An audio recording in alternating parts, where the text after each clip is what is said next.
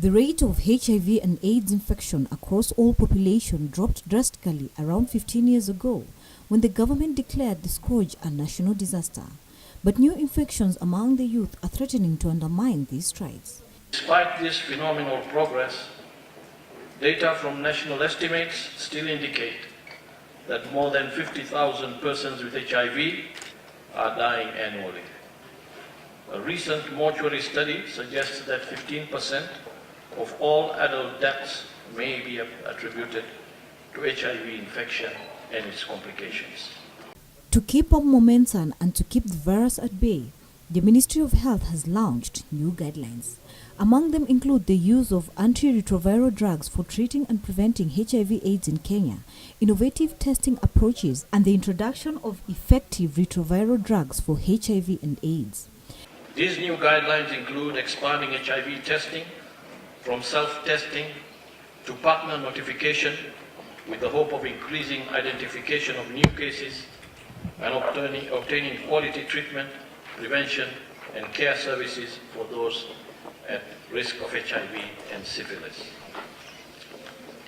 This new guideline has been informed by recent evidence that shows 43% of people living with HIV remain undiagnosed worldwide. The National AIDS and STI Control Program (NASCOP) recently launched self-testing for the virus, in which a person can know their HIV status by simply testing their saliva.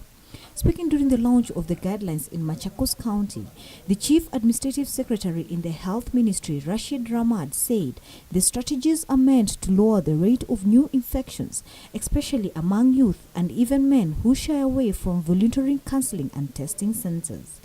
As we move to expanding the testing services, it is imperative that we provide highly effective antiretroviral drugs as the first treatment option in achieving viral suppression.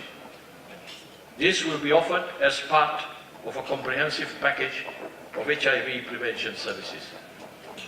Prevalence of HIV infections among youth aged below 25 years is on the rise, a factor contributed by stigma as more infected persons are shying away from health facilities. Parents have also been urged to disclose the HIV status of their children. We have made great progress towards achieving 90-90-90 global targets. We acknowledge that we still have a long journey to go, as HIV still poses a major public health and developmental challenge. We cannot afford to be complacent and let our guard down.